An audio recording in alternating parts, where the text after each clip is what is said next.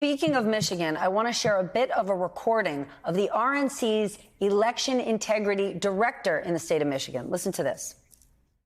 Truly, it's going to be an army, right? We are going to try to recruit lawyers. We're going to have lawyers that work early to build relationships with different judges so that when that happens, we're going to have lawyers that have relationships with the police chiefs in the different areas, with the police officers in the different areas, so that when that happens, those pre-existing relationships are already established.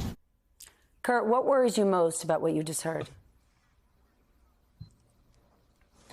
What we're hearing is a deliberate, systemic, organized effort by the Republican Party to target Democratic precincts, to target communities of color, and put a plan in place to try to influence and impact their ability to turn out and vote and participate in the democratic process. This is very black and white here. Ronna McDaniel is nothing more than a dishonest smear merchant. She knows exactly what the party is doing. This is deliberate. This is what Steve Bannon in that very political piece is referred to as the precinct plan.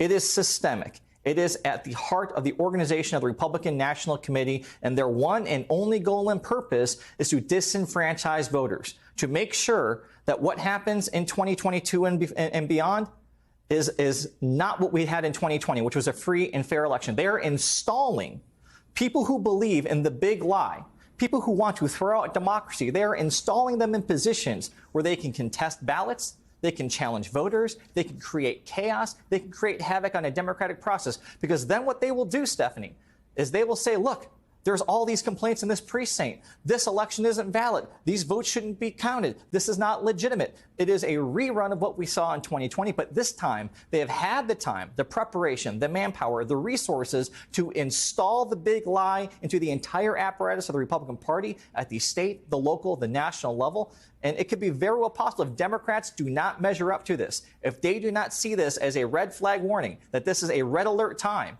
that 2020 could very well have been the last free and fair election we'll ever have if Republicans are allowed to operate this way.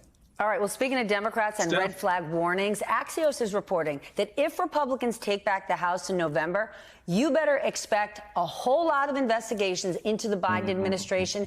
This could be Benghazi on steroids. Given that, should Democrats be getting a lot more aggressive now, especially on things like tightening up the rules on oversight and ethics, things they complained about over and over when Trump was in the White House, saying they were going to change things when they were in charge? Michael? They should have been tight over a year ago. This is political malfeasance in my view at this point. People have been saying it forever and a day, what's at stake here and what this looks like. What we're talking about right now, folks, is a preview. This is the 2020 preview. This is the beta version of what's going to happen in 2024. And so the reality of it is, and this is the critical part of why these other pieces are important that they're focusing on. So they get the police on board, right? We want to get the police so they know what's going on at the voting booth. So when they're called, they know what's going on. So they're in on the game. Then they get the lawyers who are also in play and in place, who then has already lined up the judges who are in play and in place. So as you go through that chain, unlike what we saw in 2020, where judges, 60 of them, many of whom were Trump-appointed judges, said, no way in hell, there's no fraud here, get out of here. Now they're trying, this is a grotesque form of foreign shopping, where they're trying to get their judges, their lawyers, their police in place beforehand. This is all a run-up to 2024. Folks, y'all better pay attention because it's coming live and large. The message from Michael Steele and Kurt Bardella. Hey, Democrats, tighten up your game.